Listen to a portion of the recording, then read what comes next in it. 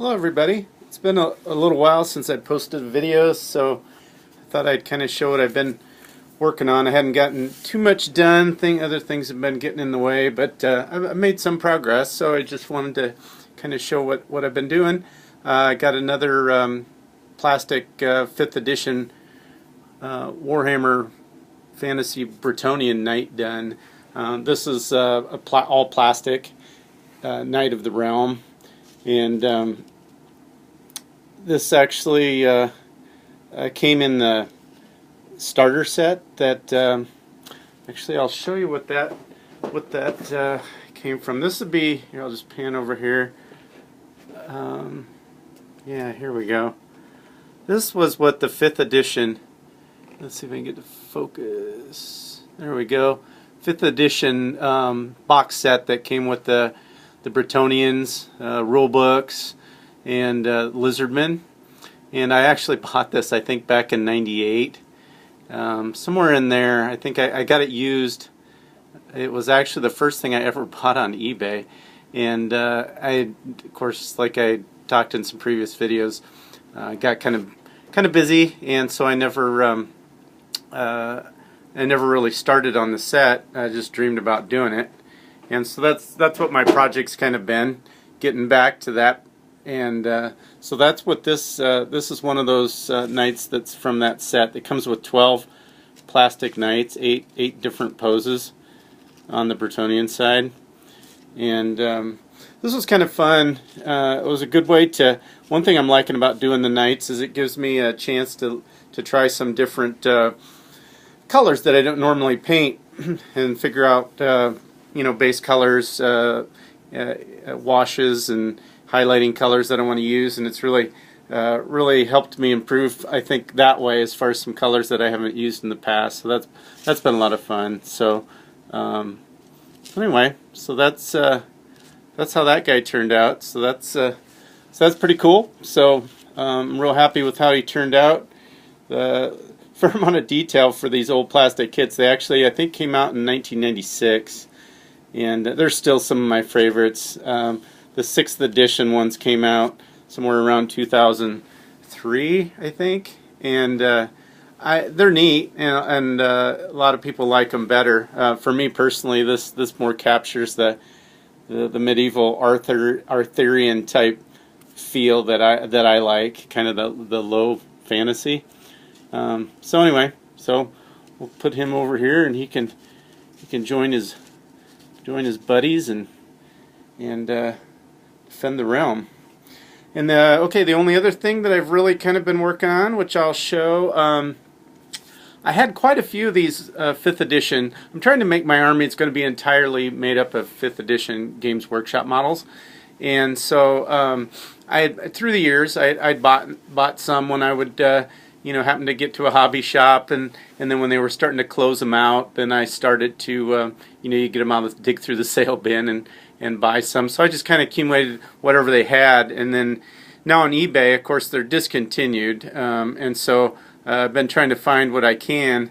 And boy, if you find them in blisters, the Bretonnians are they bring sometimes crazy prices. If you're patient, you can find decent deals depending on what you think decent is. But one thing that I've done is I found that you can buy painted models, and they bring much less, and then strip them. So here's a couple examples. This is a Grail Knight. His shield isn't on there, but it came with his shield. And they're on the same plastic horses that the other ones that I have been painting have, and then but the knights are metal. This is just a Knight of the Realm that's a metal version. And yeah, so these were painted. These were actually from 2 different sellers, so they were painted, used different kinds of paints in different times, and I did a lot of research on how to strip paint. Everybody's got an idea. I looked online, and it about made me more confused. But it looked like the safest method to use to start with, at least, was simple green. I'm in the United States, so that's easy to find. I think I bought a gallon jug of it for a little over $8, and then it's supposed to be completely non-toxic, safe for the environment. You can dump it down the drain, So I thought, well, I'll start there, and safe on the plastic and metals and that. So I thought I'd start there and see what how that worked, because I could always be more aggressive. And these dudes came out really pretty good. You can see got a little blue tack there holding him on his horse, but that one's really quite good. I mean, that, and this these Grail Knights are got so much more detail. You can see there's still some black here that I assume might have been black primer. It's tougher to get it. The simple green doesn't work as well on the plastic, but on the metal works great. And I found what you're best off doing is putting them in a tub, completely submerged, and then leave them for a couple of days. And then I came back with a soft bristled toothbrush.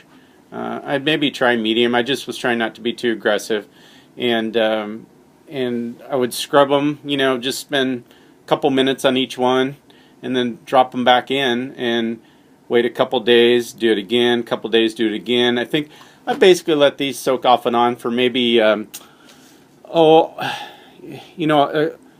probably about a week, or a touch over a week. It definitely doesn't hurt the plastic. It doesn't hurt the metal. The only thing it will do is if there's super glue bonds, they seem to get brittle.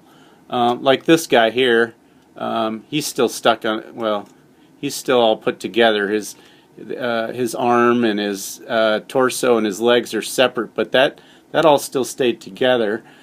Sometimes I've had their arm come off the super, and if you want to get them off, you can work them loose, and sometimes it's easier to get the paint off. So I started kind of doing that, making sure I let the super glue bond fatigue, and then get them apart, and then I'll reassemble them. It'll work better, but it doesn't affect any plastic glue, like these plastic courses glued to the bases. They're tight because that type of glue actually fuses the plastic together. So, but anyway, I guess I was happy with how the simple green worked.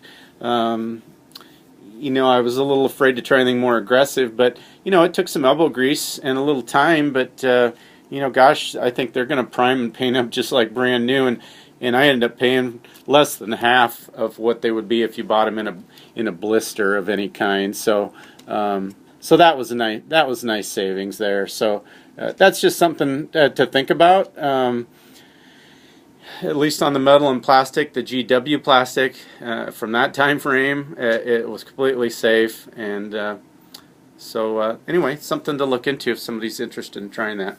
So, well, that's about all I have. I don't want to run on too much longer. Just after I got that knight done, I did start assembling another regiment for my AWI, and it's going to be the 2nd New Hampshire. And just about got them glued, and I'm hoping in the next day or two to get them primed, and then get another 24-man regiment done on that. So, all right, guys, thanks for watching. Appreciate everybody commenting. That's a lot of the fun part of having videos on YouTube, is the interaction and the support. And it's been I've really enjoyed watching all your videos, and keep posting, keep hobbying, and I'll talk to you again soon.